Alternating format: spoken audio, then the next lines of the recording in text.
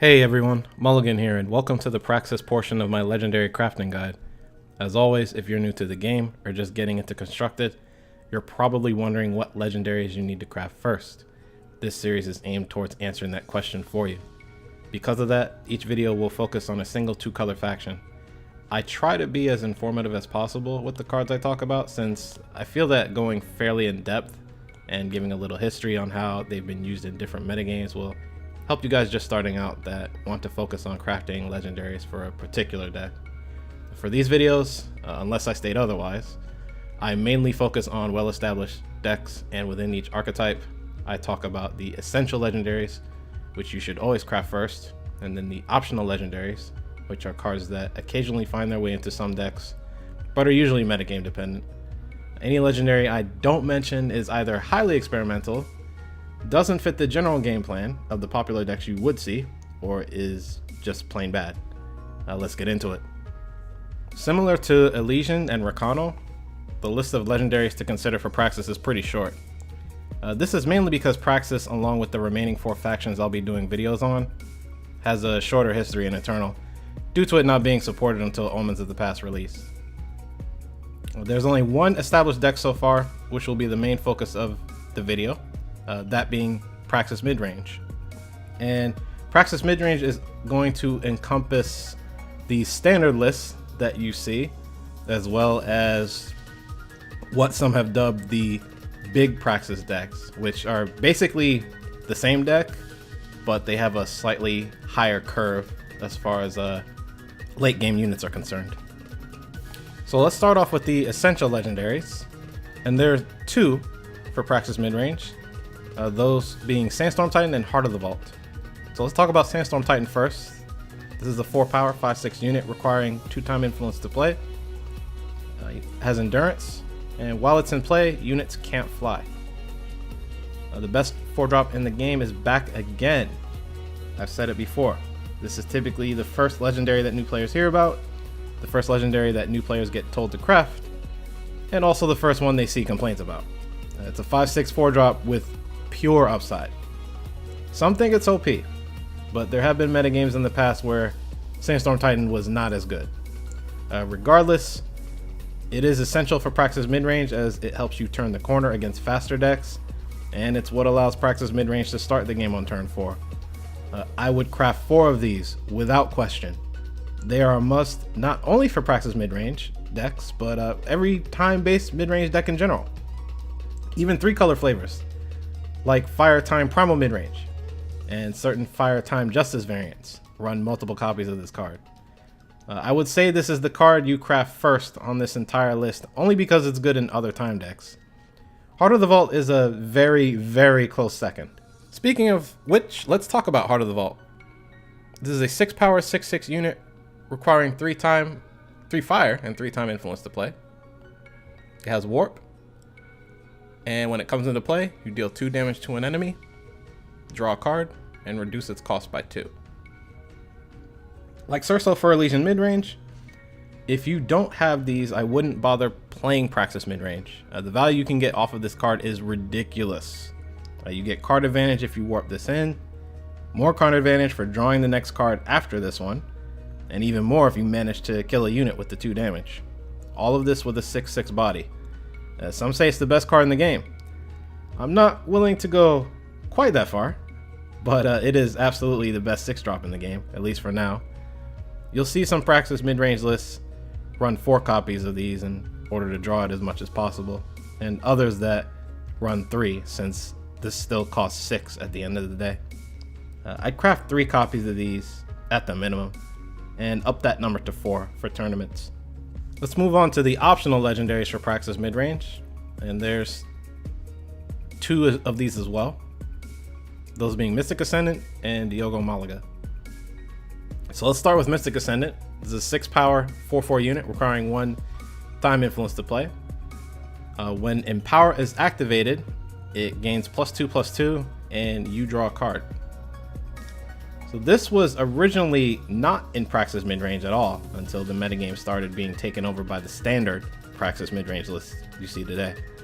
It seemed like everyone was playing this deck during the first few weeks after Omens of the Past released, so some people decided to start going bigger to win the mirror match. That's where Mystic Ascendant came in, and the sort of big Praxis style of mid-range deck was born. Typically, when going for the higher curve in Praxis Midrange, at least 3 copies of these are ran. So that's the minimum amount I would go for. Other lists have played the full 4 copies, however, and it doesn't hurt to craft 4 since the card will find use in quite a few decks. So let's talk about Diogo Mulligan, a 4-power, 3/5 unit requiring 2 fire and 1 time influence to play. He has charge and an ultimate where you can pay 8 to give Diogo and each unit in your deck double damage and charge. There were some mixed feelings about this card at first, but you can often find a few copies of this card in quite a few Praxis midrange lists. The big variants of Praxis tend to not run this card at all since they're fitting in Mystic Ascendants in addition to Heart of the Vault. There are big Praxis lists that have run Diogo, but then something else gets cut like Xenon Obelisk or another flex card. Diogo is more likely to be found in the standard Praxis midrange list, and when he is, people tend to run 1 to 2 copies of the card. I'd personally craft 2 if you can. There aren't any legendary cards I wanted to give an honorable mention to when it comes to Praxis, but there are a few cards I wanted to talk about that you should keep in your back pocket. These legendaries I would not craft at all, but instead I would keep an eye on, as they have the potential to be good enough in future metagames, whether they're in a new deck or an already established one. And there are 3 that I want to talk about, and those 3 are Soulfire Drake, Flamestoker, and Reinhardt Hunt Pack. So let's start with Soulfire Drake. This is a 5-power 5/2 unit requiring 3 fire influence to play. It's got flying and charge, and when it dies, each unit in your deck randomly gets flying or charge. A quick note for new players: if this dies and you have units in your deck that already have flying, they will automatically gain charge, and vice versa. So Soulfire Drake doesn't fit the game plan of Praxis Midrange since they're not aiming to win as fast as possible. However, I think that if faster Praxis decks become viable, like Praxis Aggro, this may very likely have a place in those decks. I would definitely keep an eye on these. I feel Praxis does have some of the tools needed to make a more aggressive deck work. So next, let's talk about Flamestoker, a 6-power relic requiring 3 fire influence to play. As long as this is in play, at the start of your turn, play an Infernus. So this almost didn't make the list. The card has a good effect for the cost. If you're paying 6 for a card, you definitely want it to have high impact and be able to swing games, which Flamestoker has the potential of doing. However, the fact that this costs 6 is a huge barrier to Flamestoker being played in a Praxis deck. The big reason being that Praxis has Heart of the Vault, which is overall a much better card.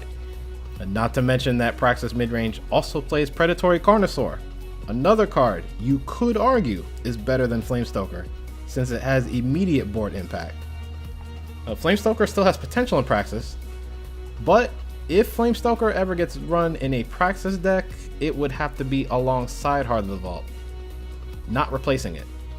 The multiple obstacles that Flamestoker faces to get into a Praxis deck make it very tough to find a deck slot. Again, I wouldn't craft them, but I would still keep an eye on the card, just in case. Finally, let's talk about Reinhardt Hunt Pack. So Reinhardt Hunt Pack is a 7-power 7/10 unit requiring 2 time influence to play. It has Warp, and it also has Ambush while it's on top of your deck. This is another card that almost didn't make the list. It doesn't work in the same way as Flamestoker as far as being high impact, and it also costs 7. This card hasn't been seen since the early days of Omens of the Past when Warp decks were being tested. This is a tough sell at 7 cost, despite the stat line being insane. This is basically the time version of Shadowlands Feaster, though granted the ambush is only online when you can warp this into play. Also, the big draw of a large ambush unit is to combat relic weapons, and time doesn't exactly struggle against them with the amount of big bodies they already have access to, at least if the weapons aren't buffed. There is also the whole dinosaur tribal deck idea, of course, and I definitely have doubts on this one, so I wouldn't craft any, but I'd still keep an eye on it. And that's it for the Praxis portion of the Legendary Crafting Guide. If you're just starting out, let me know if these videos have been helpful to you. Hopefully I've pointed you guys in the right direction. If you liked the video, feel free to give it a like. If you have any suggestions or just general feedback, let me know in the comments section below. Also, consider subscribing to the channel so you don't miss the future videos, not just for this series, but for the other Eternal content I put out as well. Thanks for taking time out of your day to watch this, and I'll see you all soon. Take care.